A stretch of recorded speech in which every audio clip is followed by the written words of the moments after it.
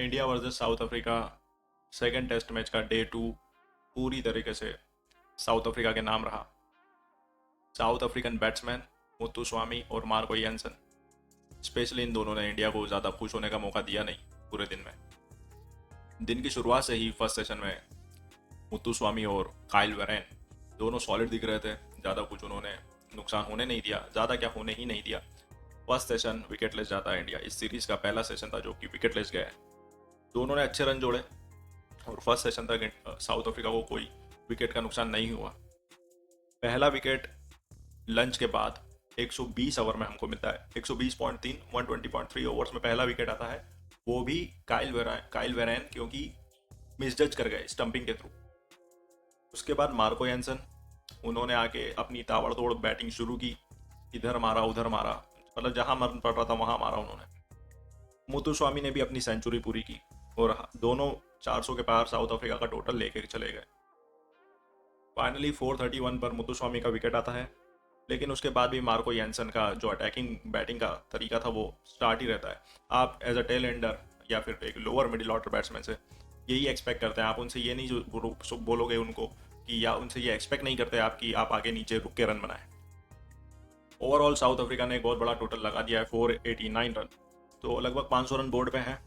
और इंडिया ने जितना बैटिंग किया, उसके पहले अगर मार्को येंसन की बात करें तो मार्को येंसन थोड़े से अनलकी रहे। 100 बन जाता तो अच्छा होता, मतलब ठीक है, इतना मेहनत करके आपने रन बनाए थे।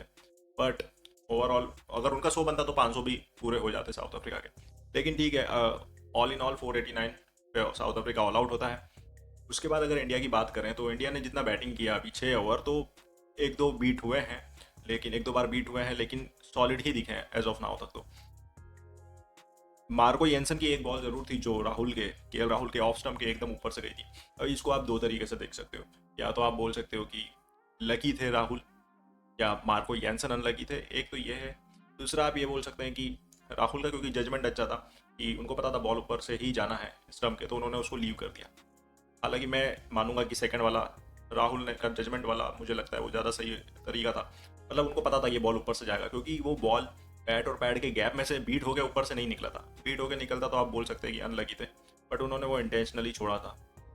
एनीवे, अब आगे क्या, क्योंकि देखो 2 दिन का गेम खत्म हो गया है, 500 रन है बोर्ड पे ऑलरेडी। अब इंडिया के लिए आगे क्या, तो देखो अभी तो ज़्यादा कुछ सोचना नहीं है इंडिया को सिर्फ बैटिंग करो आप डे 3 पे। ऐसा नहीं है कि 500 रन बना के टीमें हारी नहीं है, ऐसा हुआ है, इंडिया में भी हुआ है। 2016-17 वाले टूर पे इंग्लैंड आया था मुंबई में, उन्होंने 400 रन बनाए थे फर्स्ट इनिंग में और हार गए थे वो मैच। करुण नायर का 300 था जिसमें ऐसा। बट अभी इंडिया को इतना आगे नहीं सोचना है, पहले आपको रन करने होंगे। 3 दिन का पूरा गेम है। साउथ अफ्रीका ये चाह रहा था कि वो सेकंड बैटिंग ना करें, अब उनको सेकंड बार बैटिंग करने की जरूरत ना पड़े, और वो काफ़ी कुछ सक्सेसफुल भी हो चुके हैं इस चीज़ में। इंडिया को बस अभी बैटिंग करना है, बैटिंग करना है और बैटिंग करना है। तीसरे दिन तक अगर आप कल हम पूरा दिन निकाल देते हैं 1 या 2 विकेट पे, तो ये मैच मतलब फिर ड्रॉ के ओर जा सकता है, वो देखेंगे। क्योंकि अगर इंडिया अच्छा खेलता तो फिर इंडिया बाद में, हमारे पास बैट्समैन है जो कि तेज रन बना सकते हैं, ऋषभ पंत है, रेड्डी हैं जो कि तेज जा सकते हैं, और फिर आप उसके बाद आगे सोच सकते हो। लेकिन एज ऑफ नाउ तो अभी आपको बैटिंग करना पड़ेगी। और देखो विकेट में बाउंस है, टर्न है, पहले दिन से बॉल टर्न हो रहा है, बाउंस भी है, लेकिन ऐसा नहीं है कि यहाँ रन नहीं है बन रहे। आप थोड़ा बॉल पुराना हो रहा है तो बैटिंग हो रही है, साउथ अफ्रीका ने किया है ये। आप अगर विकेट पर टाइम लोगे तो रन बन रहे हैं। तो इंडिया को बस यही है कि थोड़ा, स्पेशली टॉप ऑर्डर से, कि आप थोड़ा टाइम लो, रन आएंगे यहाँ पर। अब टीम सिलेक्शन की अगर मैं बात करूं तो आपने साई सुदर्शन को गिल के प्लेस पे खिलाया, ठीक है। आपने अक्षर पटेल की जगह रेड्डी को खिलाया। देखो साई का टीम में इंक्लूड होना वो समझ में आता है, लेकिन पॉइंट मेरा ये है कि आपने साई को फर्स्ट टेस्ट में क्यों नहीं खिलाया। आप नंबर 3 पे एक प्रॉपर बैट्समैन खिला सकते थे। देखना यह है कि इस मैच में नंबर 3 पे बैटिंग कौन करता है। अगर इस मैच में आप सुंदर को नंबर 3 खिलाते हो तो ठीक है, आप अपने डिसीजन को बैक कर रहे हो, आपने जो फर्स्ट टेस्ट में जो डिसीजन लिया आप उसको बैक कर रहे हो। लेकिन अगर आप सुंदर की जगह साई को 3 पे भेजते हो तो फिर फर्स्ट टेस्ट में सुंदर को 3 पे भेजने का कोई सेंस नहीं बनता था। सुंदर ने देखो बैटिंग की, वो मैं पहले भी वीडियो में बोला है कि सुंदर का पॉइंट नहीं है वो बैटिंग कर रहे हैं या नहीं कर रहे हैं। पॉइंट ये है, नंबर 3 पे आप सुंदर को लेकर सेना कंट्रीज में नहीं जाओगे। आप WTC फाइनल तो नहीं जाओगे ना सुंदर को नंबर 3 एज अ बैट्समैन लेके। वैसे आप इस साल का WTC फाइनल तो आप ऑलमोस्ट नहीं ही पहुंच रहे हो, बट जब भी पहुंचोगे आप नंबर 3 पे सुंदर को लेकर नहीं जाओगे, आप ऑस्ट्रेलिया साउथ अफ्रीका नहीं लेके जाओगे। तो फिर आपने नंबर 3 पे सुंदर को क्यों रखा फर्स्ट मैच में। अगर वहाँ कोई बैट्समैन होता, हम वो 30 रन से मैच हारे थे, 300 रन से तो नहीं हारे, शायद सिचुएशन कुछ और हो सकती थी।